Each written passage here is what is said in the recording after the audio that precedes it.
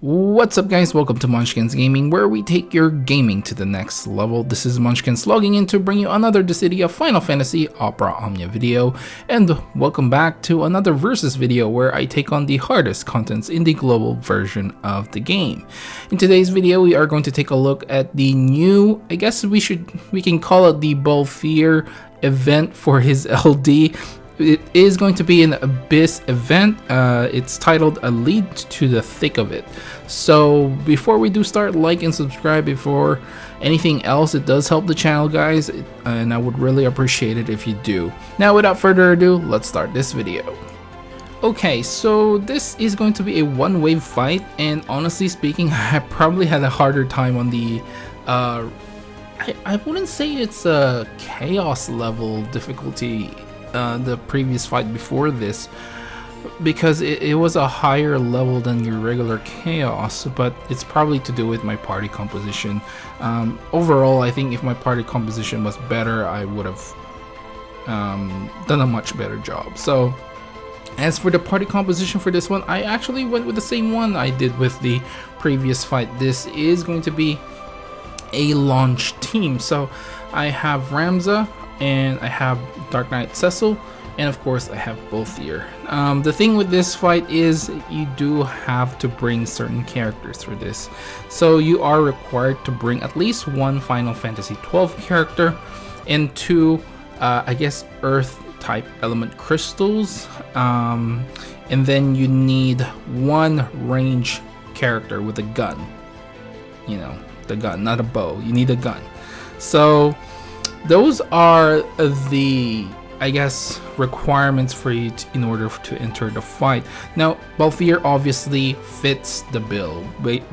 Basically, you got your Final Fantasy XII character filled out, you got the Earth element filled out, and of course, you got the gun filled out. Now, other characters that you might consider bringing here, of course, is Ramza, since he does fill in the Earth type element. The Final Fantasy XII cast, obviously, you can bring any one of those if you don't have Balthier, but honestly speaking, Balthier can sort of be carried in this fight. The idea here is for Balthier to actually just remove the buffs.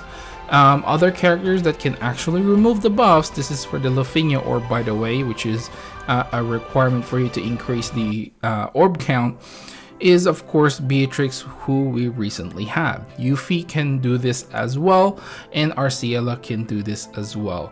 As far as removing the buffs go, honestly speaking, there's a ton of characters right now that can do that. Vanille is another good example. Cloud, if you have his World of Illusions weapon.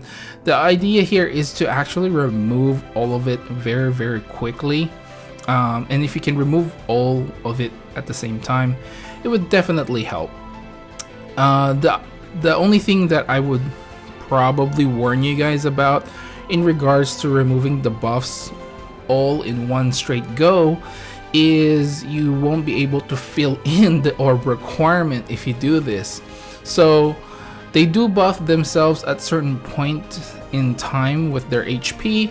So below 70% they will buff themselves, below 50% I believe they will buff themselves again, and below 30% is the last time they will buff themselves if you don't make them have a turn. So those are the basically the what's the word I'm looking for, the cap, I guess. They do, if they do attack you, and sometimes they, you know, they will buff themselves again, so you do have to be careful about that.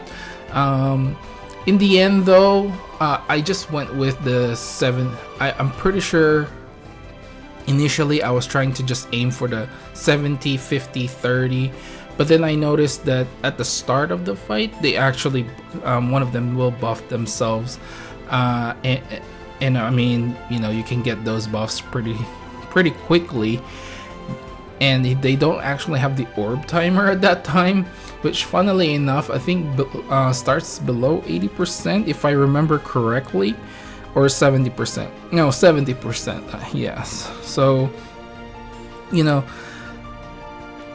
yeah, I think that's pretty much all I can really say regarding the buffs themselves. You do have to be careful if you remove them all at once. There are characters that do that, that will remove every single one. Faris is another one that I haven't mentioned, that can remove all the buffs pretty quickly, and it's that, you know, you gotta get to that HP threshold very quickly, or else you won't have a way to increase the orb timer, which is kind of weird.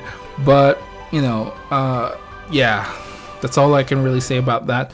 As for the enemies themselves, they do quite a bit of HP damage. Obviously they have a recast timer, you need to time that. They do have like a HP poison as well, so having a little bit of a heal is not a bad idea as well. Therion can heal you through that. Ramza can do that as well.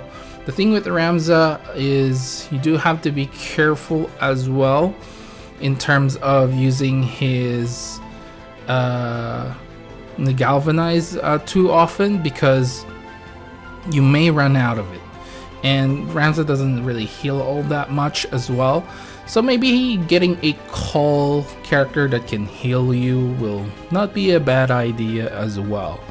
So yeah, other than that, they do have I do believe they do have like a single target Brave plus HP attack, if I remember correctly, and you do have to be careful of that, and they do use it. I've experienced it a few times, but as long as you're top up, you know, you should be fine.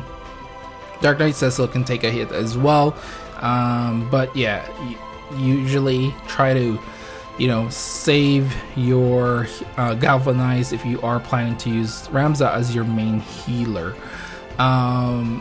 And obviously if you have the burst weapon, this fight is going to be a lot easier. I don't have Ramza's burst, so you know, I mean, it's still pretty doable, and I think it's quite easy actually. It's just that like my party composition just makes this a little bit harder. I think like using Dark Knight Cecil can be, you know, pretty dangerous at times as well.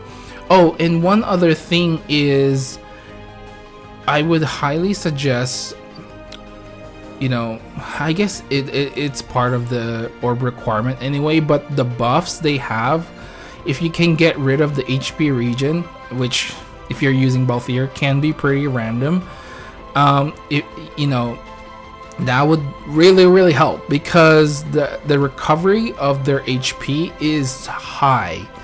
And if they, for whatever reason, this happened to me, they got back to the higher threshold for when they do their buffs. Let's say you got them down to 29% and then they healed up.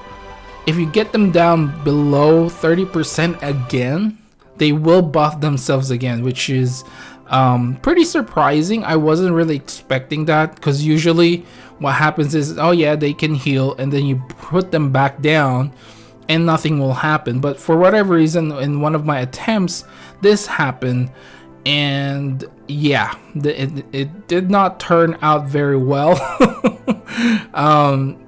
But that's why I would actually suggest saving Balthier's LD as well, because you have a higher chance of removing, you know, on both enemies, those HP regions. So I wouldn't use Balthier's LD straight away at the start of the fight, like what most people would probably do to get their pirate way of the Sky Pirate up to level 3.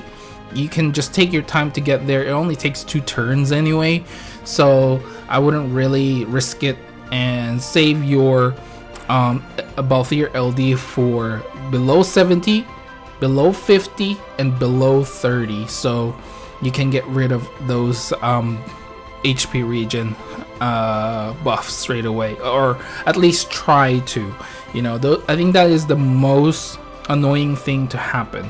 If they can get their HP back above 30%, and you know, they rebuff themselves, and by that time you're probably running out of ways to get rid of their buffs, unless you obviously bring like multiple cleanser and or what's the word? It's not a cleanser, right? Cleanser is like as soon as someone that can remove their buffs. Like say if you have Balthier and Beatrix in the same team, then you don't have any, you won't have any issues such as that. But what I'm trying to say is, if you're only bringing Balthier, you may have some issues with removing all the buffs as fast as possible when in regards to getting rid of that HP region. And again, I do want to say be careful as well, because if you remove all the buffs in one go, you have to make sure you can get to the next threshold, and then so you can get the timer up again. So just be careful with that. It does increase by a lot when you remove the buffs. They increase the counter by 10, so you know it's a max of 15. Anyway, I think that's all I really want to talk about regarding the fight. And so I think I will end the video right here. Please do remember to click like and subscribe if you haven't already. It does help the channel, guys, and I would really appreciate it if you do that. Follow me on Twitter and on Facebook at Monchkinz Gaming. Leave down in the comments below which team you use for this one. I don't think this Lufenia fight is quite difficult, but let me know your teams down in the comments below. This is Monchkinz logging off. Thank you very much for watching, and I will see you guys in the next level.